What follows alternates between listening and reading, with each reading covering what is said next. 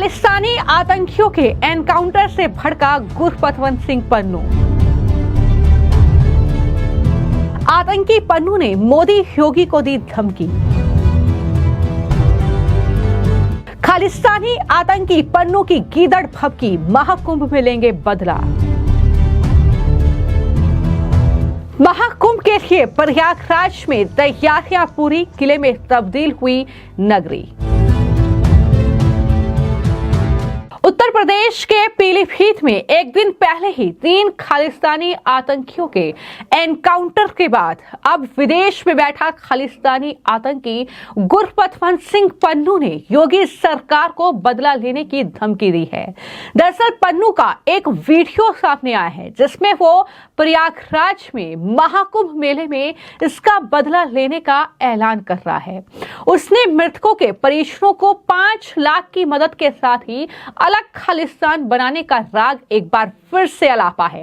मैं आपको जानकारी दे दूं कि यूपी और पंजाब पुलिस ने मिलकर 3 खालिस्तानी आतंकियों का एनकाउंटर किया था, जिसके बाद प्रतिबंधित संगठन सिख फॉर जस्टिस के गुरपतवंत सिंह पन्नू ने एक वीडियो जारी किया और जहर उगला, जिसमें वो प्रधानमंत्री नरेंद्र मोदी, सीएम योगी और पंजाब के मुख्यमंत्री भगवंत मान को खुलेआम धमकी दे रहा है। उसने कहा कि ये महाकुंभ 2025 इस हिंदुत्व का आखिरी महाकुंभ कर देंगे। इस तरह की धमकी वो दे रहा है और 3 तारीख पर धमकी दी गई है। जी हां, पन्नू ने जो वीडियो जारी किया है उसमें पन्नू ने महाकुंभ में 3 तारीखों पर बदला लेने की धमकी दी है। उसने 14 जनवरी 2025 को मकर संक्रांति के दिन पहला शाही स्नान, 29 जनवरी 2025 को मौनी अमावस्या और 3 फरवरी 2025 को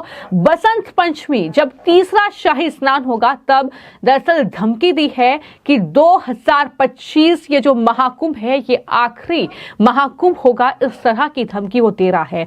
पन्नू ने जो 3 खालिस्तानी मारे गए हैं उनके परिवार को आर्थिक सहायता का ऐलान कर दिया है। पन्नू ने 1991 के पीलीभीत फेक एनकाउंटर का जिक्र करते हुए पंजाब की आजादी और खालिस्तान आंदोलन का पुराना राग भी अलापा और कई बातें उसकी तरफ से कही गई हैं। लेकिन यहां पर बड़ी खबर यह है कि दरअसल जिस तरीके से पन्नू की ये धमकी सामने आई है उसके बाद अगर प्रयागराज में सुरक्षा की बात की जाए तो महाकुंभ को लेकर तैयारियां तो लगभग पूरी हो चुकी हैं, लेकिन वहीं पर जो ये नगरी है ये पूरी तरीके से अब छावनी में तब्दील कर दी गई है। सुरक्षा के इंतजाम आप तस्वीरों में देख सकते हैं, जहां पर चप्पे पर पुलिस फोर्स की तैनाती है, जवानों की तैनाती आप देख रहे हैं। तो तैयारियों को लेकर जो डिप्टी सीएम हैं उत्तर प्रदेश के ब्रजेश पाठक, उन्होंने भी जानकारी दी है। क्या कुछ उन्होंने कहा है, सबसे पहले वो सुनिए। पूरी तैयारी है और आप एक बार विजिट करूंगा।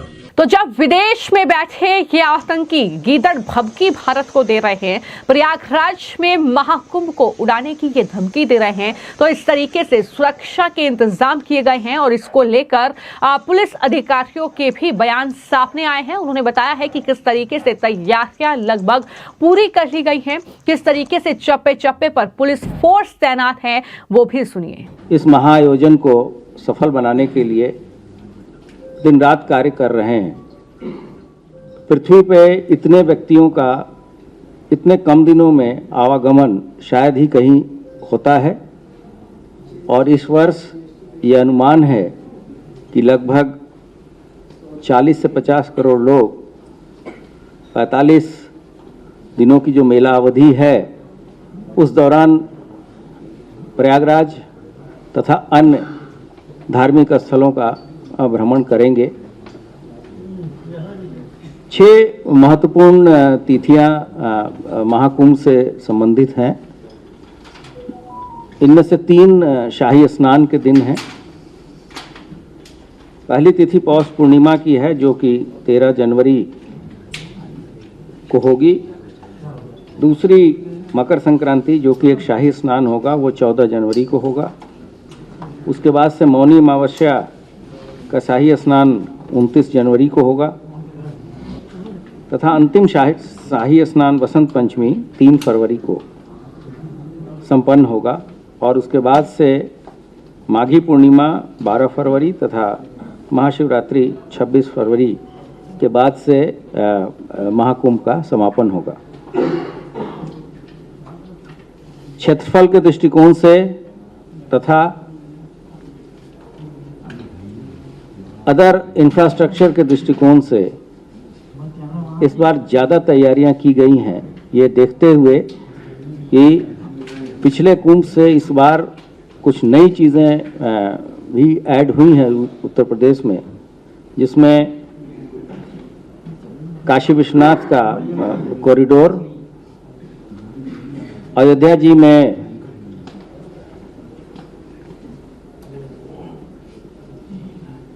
रामलला के मंदिर का उद्घाटन, विंध्याचल में कॉरिडोर का निर्माण, चित्रकूट में बेहतर व्यवस्थाएं तथा कुंभ थाना क्षेत्र, कुंभ मेला क्षेत्र में भी बहुत सारे ऐसे कॉरिडोर का उद्घाटन 13 दिसंबर को माननीय प्रधानमंत्री जी के द्वारा स्वयं, माननीय मुख्यमंत्री जी तथा अन्य लोगों के प्रेजेंस में किया गया था। कुल मिला के ऐसी व्यवस्थाएं इसलिए कराई गई हैं ताकि आने वाले लोगों को किसी तरह की असुविधा न हो और संगम पे स्नान के अतिरिक्त अन्य दर्शन लाभ भी लोगों को मिल सके। इसके लिए जो सुरक्षा की व्यवस्थाएं कराई गई हैं वो इस बार मैन पावर के साथ साथ जो तकनीक के बेहतर उपयोग से सुविधाएं देने का है, जिसमें सीसीटीवी कैमरा है, हमारे ड्रोन का सिस्टम है, टीथर ड्रोन है, एंट्री ड्रोन सिस्टम भी लगाया गया है जिससे कि कोई ड्रोन से किसी तरह की कोई घटना कारित न किया जा सके। इसके अतिरिक्त किसी तरह की डिजास्टर, चाहे वो मैन मेड हो चाहे वो नेचुरल हो, इससे बचने के लिए भी काफ़ी संख्या में नई उपकरण इत्यादि का क्रय किया गया है। लगभग 200 करोड़ के इक्विपमेंट सिर्फ डिजास्टर, फायर तथा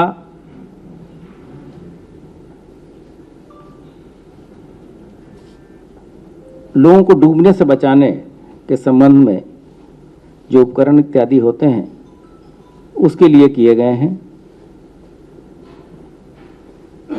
मैन पावर के अतिरिक्त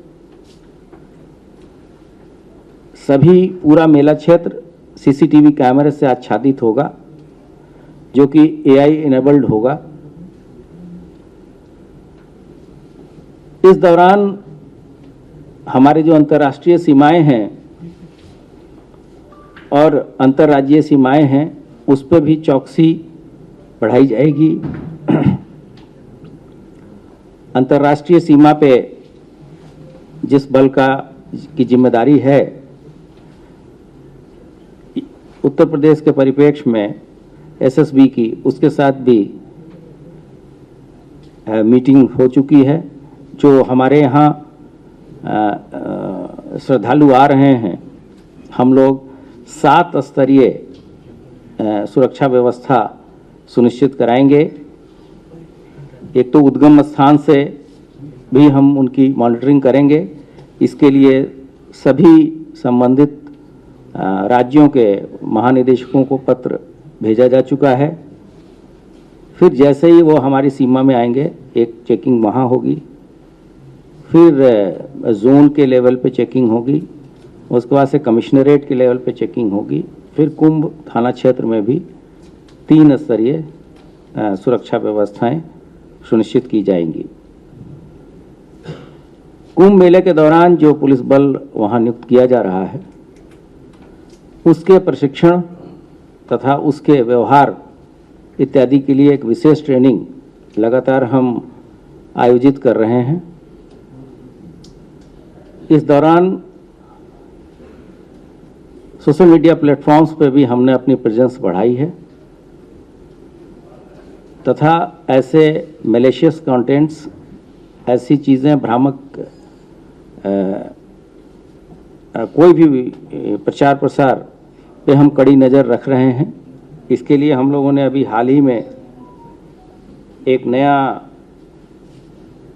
कुंभ से रिलेटेड डिजिटल वॉरियर का कंसेप्ट भी शुरू किया है, जिसमें हम कॉलेज, स्कूल्स के नए बच्चों को भी इन्वॉल्व कर रहे हैं तथा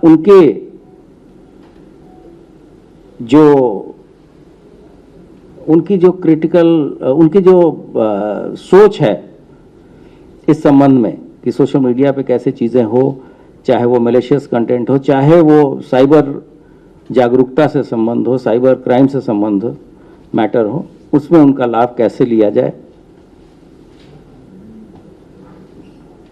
इसके अतिरिक्त साइबर वर्ल्ड पे भी विशेष ध्यान दिया जा रहा है, जिसमें साइबर सिक्योरिटी और साइबर क्राइम दो बहुत बड़े मुद्दे हैं जिस पे हम कंसंट्रेट कर रहे हैं। साइबर क्राइम के मामले में हम हमारी अपनी जो साइबर वर्टिकल है उसके लोग लगातार लगे हैं तथा भारत सरकार की जो भी एजेंसियां इन चीज़ों से संबंधित हैं वो उन चीज़ों को देख रही हैं और पूरे साइबर स्पेस को सेफ करने के लिए भी मेला प्रशासन तथा भारत सरकार की विभिन्न एजेंसियों की मदद ली जा रही है और इस संबंध में विभिन्न स्तरों पे, भारत सरकार के स्तर पे तथा राज्य सरकार के भी मुख्य सचिव के स्तर पे सभी स्टेक होल्डर्स के साथ विस्तृत चर्चा की गई है। जनपद प्रयागराज में जो कुंभ का आयोजन हो रहा है उसमें जनपद मेरठ से करीब 200 लोग जो पुलिसकर्मी हैं वो उनमें से अधिकांश लोग रवाना हो चुके हैं। जो बचे हैं वो 30 तारीख को उनकी रवानगी होनी है। बाकी इसके अलावा 250 लोग करीब चिन्हित किए गए हैं जो रिजर्व में रखे गए हैं। जैसा उसमें आदेश निर्देश होगा उसके अनुसार आगे वो लोग भी भेजे जाएंगे ताकि प्रयागराज कुंभ को सकुशल संपन्न कराया जा सके। तो आप देख सकते हैं कि न सिर्फ फोर्स वहां पर तैनात है सुरक्षा के लिहाज से, बल्कि आने जाने में तकलीफ ना हो इसके लिए बसों के इंतजाम भी किए गए हैं। तस्वीरें आप देख रहे हैं और किस तरीके से खुद उत्तर प्रदेश के मुख्यमंत्री योगी आदित्यनाथ भी प्रयागराज पहुंचे। उन्होंने तैयारियों का जायजा लिया और सीएम ने अधिकारियों के साथ मिलकर मीटिंग भी की। वहीं पर पीएम मोदी भी वहां पर पहुंचे थे, उन्होंने गंगा पूजन भी किया। इसकी औपचारिक शुरुआत एक तरीके से उन्होंने कर है और तैयारियां कितनी भव्य हो सकती हैं, कितनी दिव्य हो सकती हैं, इसको लेकर तो आप तस्वीरों में अंदाजा लगा ही सकते हैं कि किस तरीके से तमाम टेंट से लेकर ड्रोन से निगरानी जो है वो पूरे महाकुंभ में रखी जा रही है। किस तरीके से ये नगरी पूरी किले में तब्दील कर दी गई है। चप्पे चप्पे पर जो है सुरक्षा के इंतजाम है। अब तक यहाँ करीब 20,000 से ज्यादा साधु संतों, संगठनों और संस्थाओं को दरअसल भूमि जो है वो आवंटित की गई है। हालांकि अभी भी दरअसल कई ऐसे साधु संत हैं, कई ऐसे संगठन हैं, संस्थाएं हैं जो भूमि की मांग कर रहे हैं। तो इस तरीके से लगातार जो है सुरक्षा व्यवस्था को लेकर भरपूर जो इंतजाम है वो किए गए हैं। लगभग जो डीजीपी प्रशांत कुमार की ओर से जानकारी दी गई है, बताया गया है कि 50,000 पुलिसकर्मियों की तैनाती की गई है। इसके अलावा आतंकी खतरे, साइबर अटैक, हमलावर जो ड्रोन है और मानव तस्करी जैसी घटनाओं से निपटने के लिए भी तैयारियां हैं। यहां सुरक्षा के लिहाज से लगभग 2700 सीसीटीवी कैमरे लगाए गए हैं। एआई तकनीक से ये लैस हैं और श्रद्धालुओं के साथ साथ साधु संतों की सुरक्षा का ख्याल रखने के लिए ये पूरी तैयारियां जो हैं वो कहीं ना कहीं यूपी सरकार की ओर से की गई हैं। फिलहाल आपकी इस पूरे मामले को लेकर क्या राय है, हमें कमेंट बॉक्स में जरूर लिखें। धन्यवाद। प्रयागराज महाकुंभ आज पूरी दुनिया में चर्चा का विषय है। आप सभी विदित हैं, आदरणीय प्रधानमंत्री जी के प्रयासों से यूनेस्को ने इसको मान्यता देने का काम किया और 2019 का जो 19 का कुंभ था उसमें लगभग 24 करोड़ लोग आए थे और इस महाकुंभ में लगभग 40 से 45 करोड़ लोगों के आने की संभावना है, जो अभी रुझान दिख रहा है। आज गंगा एक्सप्रेसवे 36,000 करोड़ रुपए की लागत से बन रहा है मेरठ से प्रयागराज आने के लिए। एयरपोर्ट 6 एरोब्रिज के साथ, पहले 3 एरोब्रिज थे, अभी और 3 एरोब्रिज के साथ 6 एरोब्रिज के साथ प्रयागराज का एयरपोर्ट अपना दिव्य और भव्य रूप ले रहा है, उसका एक्सटेंशन हो रहा है। बहुत सारे देश विदेश से जो विदेश के लोग हैं वो कह रहे हैं कस्टम क्लियरेंस हमें यहीं करा दी ताकि हम लंदन या दुबई से फ्लाइट लेके सीधा यहीं आ जाए। तो निश्चित रूप से हमने आदरणीय प्रधानमंत्री जी के कुशल मार्गदर्शन में, माननीय मुख्यमंत्री जी के नेतृत्व में प्रयागराज नाम ही नहीं बदला, पूरा प्रयागराज का स्वरूप बदला है। आपने एयरपोर्ट पे बड़ा विस्तृत काम किया, आप ही की वजह से यहाँ से हुआ। क्या यूपी का देखिए, यूपी एरोब्रिज वाला ये एयरपोर्ट है? नहीं, एरोब्रिज सभी जगह हैं, बट यहाँ प्रयागराज में एयरपोर्ट का खुलना, मात्र 11 महीने में एयरपोर्ट को चालू होना, और अब 6 एरोब्रिज के साथ ही सीधा लोगों को बस पे आना पड़ता था, पैदल आना पड़ता था। एरोब्रिज पे फ्लाइट लगेगी और एरोब्रिज के साथ सीधा आ जाएंगे। और लगभग 23 से 25 शहरों से जुड़ रहा है सीधा प्रयागराज, और उसकी कैपेसिटी भी डबल से ज्यादा हो रही है। आप देखिए सरस्वती कूप, आप देखिए भरद्वाज आश्रम, भरद्वाज जी की दिव्य भव्य प्रतिमा, उनके आश्रम को जिस तरह से उसका कॉरिडोर बना, लेटे हुए हनुमान जी, पूरी दुनिया के लोग जब आते हैं, सनातन धर्म को मानने वाले लोग वहां मत्था टेकने जाते हैं, वो टीन शेड में थे, उनका भव्य कॉरिडोर बना। नागबासुकी मंदिर के लिए जो गलियों से, सकरी गलियों से गुजर करके जाना पड़ता था, वो कितना दिव्य भव्य बना। पक्का घाट बना गंगा जी के किनारे। तो निश्चित ये एयरपोर्ट मतलब विदेश से आने वालों के लिए बहुत उपयोगी साबित होगा। हाँ, बिल्कुल उपयोगी साबित होगा, और बहुत सारे चार्टर्ड फ्लाइट यहाँ पर पिछले कुंभ में उतरी थी, उससे डबल ट्रिपल अभी से ही लोगों की क्वेरी आ रही है, उससे अंदाजा लगाया जा सकता है कि बहुत सारी फ्लाइटें यहाँ पर उतरेंगी। चार्टर्ड फ्लाइट जो खुद प्राइवेट लोग अपना प्लेन लेकर के आते हैं, इसके अलावा कमर्शियल फ्लाइट भी बहुत सारी रहेगी। तो इस बार का कुंभ, मैंने कहा अभी आप देखिए 40-45 करोड़ लोग आएंगे। कोई किसी की हैसियत 50,000 खर्च करने की है, किसी की 1 लाख, किसी की 2 लाख, किसी की 5 लाख, कोई 50 लाख भी खर्च करेगा जब चार्टर्ड प्लेन लेकर के आएगा। तो अगर हम 1,000 भी रुपए से अगर उसका हम आकलन निकालें, क्योंकि कोई अपने पैदल भी चल करके आता है कुंभ में, और पूरा देश दुनिया में सनातन धर्म को मानने वाले लोग इस मेले में आने को आतुर रहते हैं और आते हैं। तो कोई बस से, कोई ट्रेन से आता, कोई 200-500 भी खर्चा करता है। अगर 1,000 भी माने तो 40,000 करोड़ रुपए का बिजनेस होगा। तो निश्चित रूप से 1,000 रुपए तो नहीं खर्च करने होने वाले हैं, जो भी घर से निकलेगा तो काफी, तो इससे इकोनॉमी को भी बूस्ट मिलेगी। और हमने अपने आर्थिक विकास के साथ साथ आध्यात्मिक जो हमारी सांस्कृतिक धरोहर है उसको भी सजाने संवारने का काम किया है। अयोध्या का राम मंदिर, काशी का कॉरिडोर, विंध्यवासिनी माँ का कॉरिडोर, और प्रयागराज आप देख ही रहे हैं सिंगरेश्वर धाम का जिस तरह से विकास हुआ है। तो प्रयागराज में गली गली और पूरा मोहल्ला, चौड़ी सड़कें, चौड़े चौराहे, इतना सुंदर काम हुआ है कि आज लोग प्रयागराज को जो 10 साल, 15 साल, 5 साल पहले आया होगा, आज देख करके एकदम भूल सा जाता, चकाचौंध सा होता है। हमारे पुलिस एकेडमी में मुरादाबाद में करीब 29 घोड़े हैं, जिनमें से 15 घोड़े यहाँ से महाकुंभ में जा रहे हैं। इनको 15 तारीख तक वहाँ रिपोर्ट करना है, और पूरे उत्तर प्रदेश से लगभग 130 अश्व आए हैं। यहाँ पुलिस अकादमी में ये घुड़सवार पुलिस का ट्रेनिंग सेंटर भी है। पूरे उत्तर प्रदेश का घोड़ों तथा उसके जो सवार हैं, माउंटेड पुलिस के जवान हैं, उनकी यहाँ ट्रेनिंग भी होती है। अभी पिछली बार 60 घोड़े यहाँ खरीदे गए थे, तो उनकी भी यहाँ प्रशिक्षण घोड़ों का भी होता है और घुड़सवारों का भी प्रशिक्षण होता रहता है। तो ये महाकुंभ में भीड़ नियंत्रण के लिए चूँकि जैसा आप सब जानते हैं कि बालू रेत में अन्न और वाहन जहाँ नहीं चल सकते हैं वहाँ पर दुर्गम स्थानों पर घोड़े जा सकते हैं और वहाँ पर पुलिस अपना नियंत्रण करती है और जो व्यवस्थाएं हैं उसको सुनिश्चित कराते हैं। किस तरीके की ट्रेनिंग दी जा रही है इन घोड़ों?